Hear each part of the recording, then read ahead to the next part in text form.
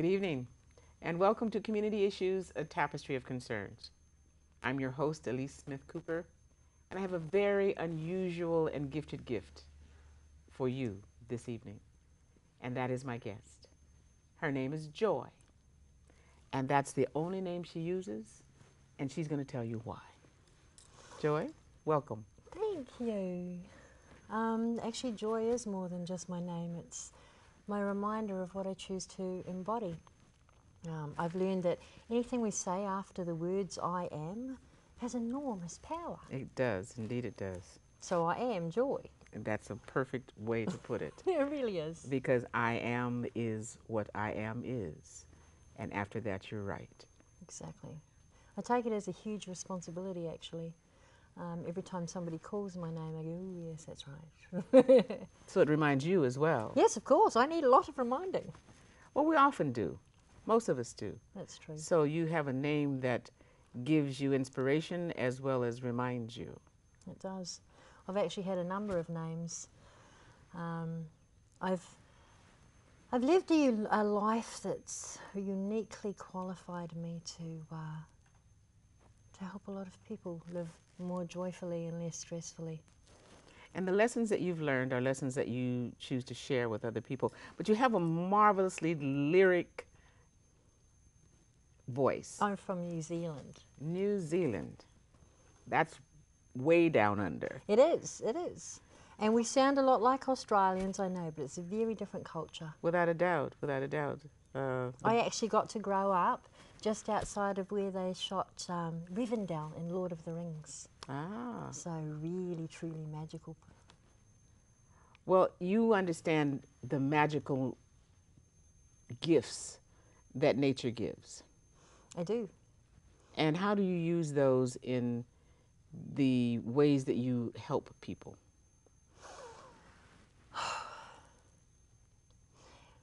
I think that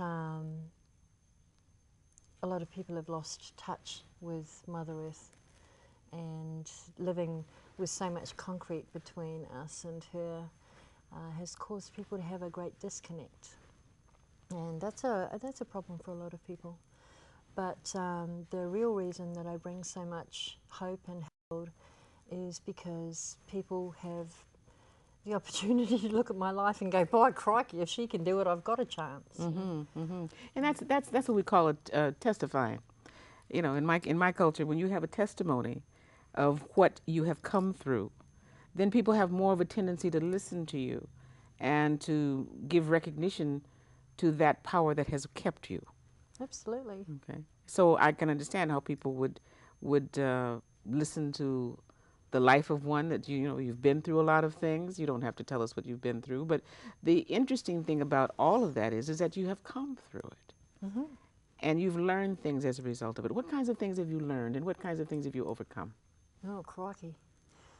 Well, the first time I died, I was 15 years old, and I flew off a cliff on a motorbike. I was riding along perfectly innocently, and this pothole leapt out into the middle of the road and grabbed the front wheel of a bike and chucked me off the cliff. And I was declared dead on the operating table for 3.5 minutes. The doctors said I'd never walk again. And being 15 years old and never being a great respecter of authority, I told the doctor I'd not only walk, I'd dance on his grave, and that's how I became a ballroom and Latin dancer. I had A ballroom and Latin dancer. Yeah, well, I figured might as well. Indeed, you know? after crushed legs and all of No, that. it was all kinds of fractured. Mm-hmm. You know, the one thing that I learned from that, well, I learned a bunch of stuff from that. I'm sure you did.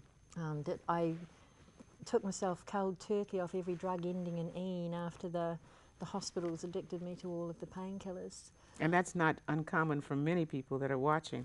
Exactly.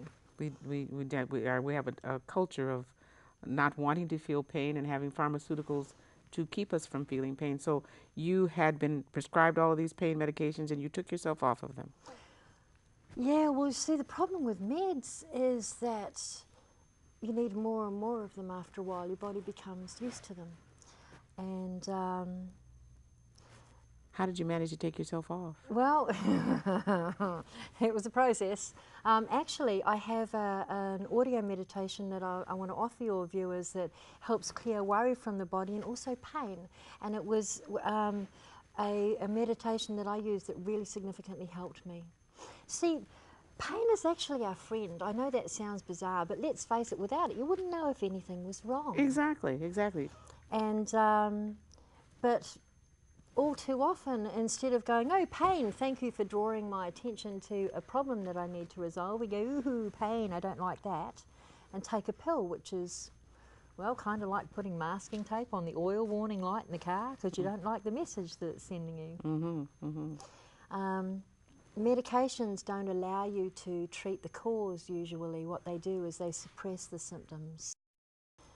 And so you were able to find a way to get to the root cause of the pain? You know what really helped me the most? While I wouldn't let the doctors chop my leg off, I ended up doing it myself because I didn't know how to deal with the pain. This became my bad leg, you know, and I metaphorically wouldn't have anything more to do with it, and I stuck it in a cupboard and said, nope, nope, and wouldn't listen to the pain and just ploughed on through, you know how you do sometimes? And then I wondered why I wouldn't heal.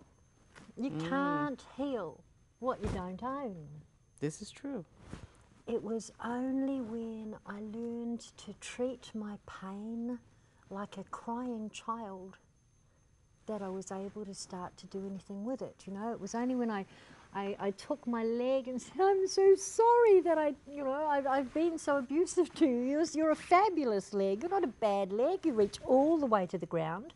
You walk me around absolutely increasingly better. I mean, at least we were walking. I'm listening now. I'm sorry that I was ignoring you before. I'm sorry. Please tell me, what do you need? How can I help you? This is wonderful. This is wonderful. But I want to go back through it so that people that are watching can actually get what you're talking about. You, first of all, had disowned the leg. I didn't know what else to do with it. The pain was so severe. So many of us do that. But in reclaiming the leg and loving the leg, treating the leg, as you said, like a crying child, cradling it, caring for it, talking to it in loving terms. Yes, miraculously and coincidentally, it started getting better. Imagine that. You know, I mean, Is that what happens when we love what has given us pain? Is that what you're saying? I'm a big fan of Byron Katie. She says that suffering is just the difference between what is and what we want it to be. I think I can best illustrate your question by telling you that the greatest gift that I ever got, took me a while to figure this out as a gift, was the drunk driver that hit me at 24 after I'd just gotten over the bike accident and damaged me so thoroughly that my frontal lobes tested as autistic. The doctors said that I would be dead or brain dead by the time I was 30. I was 24. And I did every traditional Western medical thing known to man and got worse, or it didn't help at all. And so after 18 months of that, I decided, enough, I'm going to take my power back and start investigating alternatives. And because of that, I'm certified in different holistic healing modalities. Such as? Well, I started off with specialised kinesiology because I heard this kinesiologist say, your body is you are the living expert on you. Your body knows every single thing that it needs, that's wrong with it, that's going on with it. Kinesiology enables you to access those answers. Kinesiology, that is the study of? It's basically muscle testing. Muscles and testing of the strength and the intelligence of the muscles. Kinesiology. Look that one up. Okay, so. It's super cool. You want a quick demo? Sure. Okay. So, and this is specialised kinesiology, but my thing is psychoneuroimmunology, which is how the way we think affects our health and well-being. So think about something that makes you really, really happy. You do this at home. Grab the arm of the person next to you. Give this a go. It's fun. Think of something that makes you happy and feel how strong that muscle is. Oh, crikey, she's a tough one. Okay, now think about a stress, and don't let me push your arm down. And you'll notice at home too, you're not going to be pushing any harder, but it's not possible to retain a strong muscle circuit. Now here's the cool thing. You ready for the cool thing? I'm ready for the cool thing. Oh my gosh, I was gobsmacked when I heard this. Gobsmacked. Totally. The body registers a yes as a positive and the muscle holds strong. Show me a yes. Give this a go. And the body registers a no as a stress. Show me a no, and the muscle drops. So I now have an end to your body, and I can ask questions like, is there any reason not to work with you? No. Is there 100% willingness to benefit from the healing? Yes. Don't be asking those kinds of questions. No, it's not what it's for. The body has an innate intelligence that won't let you be asking inappropriate questions. I saw that question come up. But basically what this does is it enables you to access the innate intelligence, thank you honey, within you. We can keep asking later though. I've had kinesiology before, and I know what happens. I wasn't consciously responding, and it was my muscles and the intelligence in my muscles, which we all have, that was responding. So exactly. And stress, even just thinking about a stress, caused your muscles and anybody else's muscles to go weak. That's the effect it has. My goodness, everybody's like all stressed out about swine flu and bird flu. It's Farmageddon, you know, but I mean, when you really boil it down to it, the real pandemic problem in America and throughout the world is stress. Authorities tell us 90% of illness is stress related. 90%. So what have you learned to combat the stress? Oh my goodness, all sorts of fabulous things. Okay. See, while I was going through all of these different holistic healing modalities, I discovered amazing tools and skills and how to relax instantly, how to clear stress in minutes, how to take out awful traumas, how to read faces, how to do all these things. And they were all hidden. They were all squirreled away in all of these esoteric places where nobody, unless they had gobs of money and heaps of time, could ever actually find them. So it's these tools that I've gathered, and it's these tools that I travel the world teaching people, because it's the only thing that makes everything that happened to me make sense, you know? I can understand that, because many of us have incredible traumas in our lives. And some of us work through them in positive ways, and some of us live with them in ways that are less than positive. And I'm very interested in hearing from you how you teach people how not to worry. Because worry is an incredible stressor. I know, isn't it though? I've actually written a book called No Worries Mate, which money-back guarantees to eliminate all worry at its source.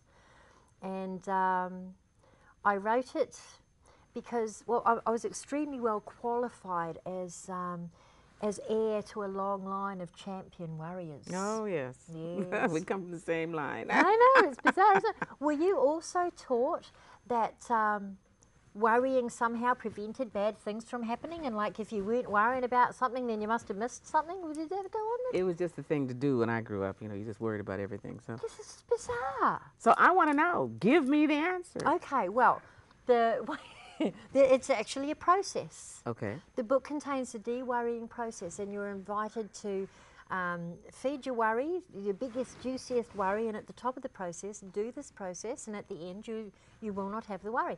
See, now the first thing to remember is worry is a very different animal from stress and problems and challenges. It's not going to clear those. Worry, if you look it up in the dictionary, it says it's an anxious, gnawing state of mind. So what it does when we're worrying is it makes challenges and problems so much more difficult to deal with. So one of the first things that I teach in the de-worrying process is to use worry as a trigger to get productive about what it is that's concerning you. Wow. I know. Oh, so like I'm really, really worried about not being able to fit into my knit suit because I've gained some weight. And I am worried I about this. understand that worry. So if I use that worry as a trigger to maybe keep me from going to the refrigerator for an extra helping of whatever it is I think I want to eat. Ice cream. Ice cream. Oh, yes, that would do it. Sorry. Gelato. Yes. So if I use that worry as a trigger and I got to the refrigerator, yeah. And switching focus too. You know, when we... Maybe get a glass of water. There you go. You know, 75% of Americans are so dehydrated. Hydrated. Yes, it's true. Well, they think that they're hungry when they're actually thirsty. Thirsty. Exactly. Absolutely right. Absolutely Did you know, this is so amazing when I discovered this, I'm actually doing a video at the moment called Clear Stress in Less Time Than It Takes to Find the Valium. And this is a, I love that face. This is a piece in that video that just completely blew my mind.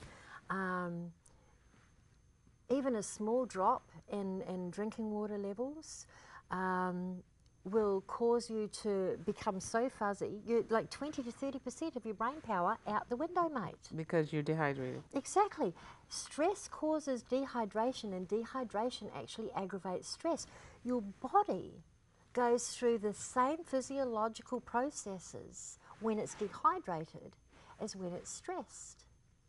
So one really good way to begin clearing stress is to drink water.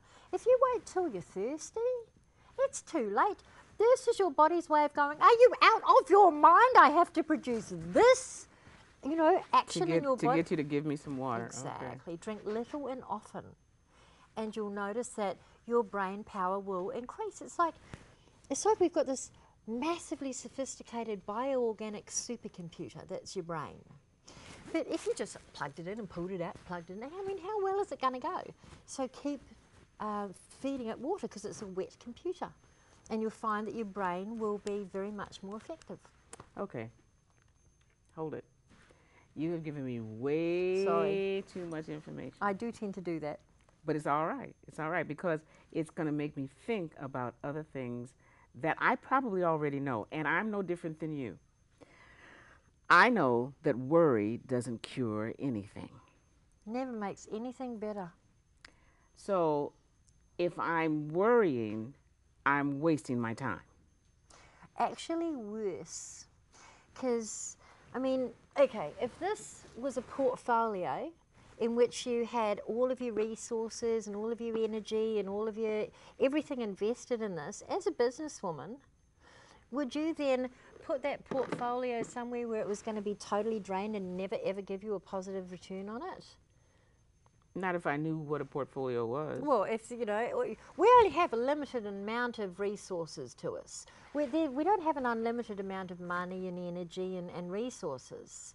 And when we invest those energy and resources in worrying, we're just draining it all away. So we're throwing away our gifts. Yes. Those are our gifts. Worry will make you crazy every time. I heard this really cool saying that hit me like a ton of bricks.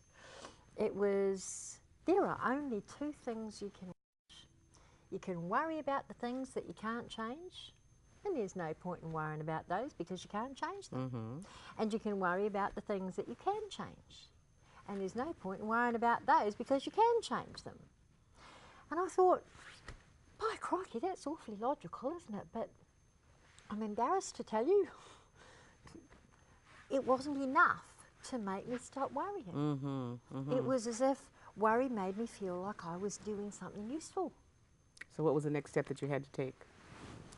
Well then, a thought struck me like a bolt of lightning, mates. I thought, what if I actually did something useful instead of worrying? Oh what my. kind of, I know, I'm awfully slow on the uptake. But it transformed my life. So what did you do? Well, at the time, most of my worries were around business, and I was trying flat out to run a little computer software support organisation from home with my husband. So I did the questionnaire part of the de-worrying process, and I figured out that I was investing fully maybe a third of my time in worry. So every time I caught myself worrying, I would use that as a trigger to get productive. And within 2 years of using this process, I went from struggling to survive to co-creating Australia's largest third-party computer support organisation. I was advisor to state and federal government. I had created 4 different traineeship schemes. I was literally transforming the face of computing in that country. That's how much energy you can, freed up, putting into a solution can make a difference. I mean, if it could but do that's that for because me, you're special. Thank you, honey. You're special. You can do that, you know? I mean, I'm just an everyday kind of a person. And my worry, if I change my worry into action, what's that going to do for me? Well, actually, at the time that I founded this company, we started it on a $40 government check that bounced. Don't ask me how that happened. I had left school at 15 after I flew off a cliff on a motorbike. So my formal education finished then. I never finished high school. I don't know a thing about computers, even to this day. I was a young, very brash, hasn't changed, woman in an entirely male-dominated industry, which in Australia in the mid-80s was like the old boy. They didn't like brash young women at all. I didn't have any advantages except for common sense. Common sense, which isn't all that common. No, it wasn't all that common. It served me well, though, and it's a big part of the process, really. Common sense. None of it's rocket science. But So what are the basics? I want to know the basics of stopping worrying and becoming productive. I don't blame you. So, said, the first thing is use worry as a trigger. The second thing is look at where your focus is. As long as we're focusing on the things that we don't want, of course, that's what we attract. That's the secret, isn't it? It is the secret. And it's... We attract what we think about. Exactly. Okay. So one of the things that I learned to do was put worry in the... How much time have I... I'm wondering which story to tell you. So how much time have we got? You have about 5 minutes. About 5 minutes? No, for you 4. For me 4? Fair enough. Okay, so put worry in the palm of your hand. Or put a worry in the palm of your hand. What is it? Let me see. What's the problem that you've got there? That I can't lose the weight I want to lose. Okay.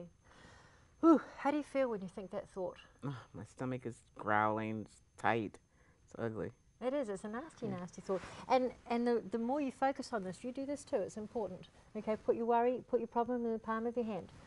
Okay, and think about how you feel when you think about that thought and where it takes you when you follow it to its natural conclusion. It's probably nowhere that you want to go, am I right? So dump it out. Good girl. All right. What's the exact opposite? Here we go. What's the exact opposite to that worry? I look good in my clothes. That you maybe can lose the weight. Okay. And how does that thought make you feel? I'm smiling. You are smiling. It's a gorgeous smile, by the way. Now let me ask you this. Is there any chance at all, even a teeny tiny chance, that the exact opposite of that might be true, that this could be an equally valid thought, that you might be able to lose the weight as opposed to not be able to lose the weight? Yes, it's a valid thought. Okay. And we now know that this thought makes you feel a whole lot better than this thought. It certainly does. Which thought is more likely to take you to weight loss? This one. Exactly. So and the tightness in my stomach is gone. Because when you switch focus on something like that, you feel a physiological difference. I do. I truly do. So I invite you to choose that equally valid thought and begin to support it. Oh, and by the way, one of the things that I found was a really cool little trick to losing weight was, instead of saying, I'm hungry, what do I want to eat? Say, I'm hungry, what would most nourish my body right now? Changing that, the questions that you ask. Actually take common sense. Actually taking food as nourishment as opposed to recreation or comfort or whatever other reasons we overeat. I'm speaking for myself. So, how can the food that I take in actually nourish me and I be satisfied? That's a really, truly fabulous question. This is something that I learned as a kinesiologist to Or, become a even collection of better, questions. wait a minute, let me change that to an affirmation. The food that I eat is nutritious and I am satisfied. And Oh, eat I like little that. and My stomach often. feels I even like better it. with that one. Nice. So And start change a it into gift. an affirmation even. Yeah, that would be yummy. And instead of having like lollies piled up high around the house for you to nosh on, Lollies, that's candy. candy it is. Mm-hmm. Choose really yummy grapes and stuff like that. Don't just allow your focus to be on what it is that you do want to eat that's nourishing rather than what you automatically reach for when you're hanging out. Or for those of whom for food is not a problem, changing it into something that's really going to nourish your body or your mind or your spirit. Or all of As the above. opposed, all of the above, that's the whole person, as opposed to the worry that's really draining your energy and dissipating your gifts, wasting your gifts, because that's your energy. We only get so much time. You are an extremely fascinating person. Thank you, so are you. Your journey is a fascinating one.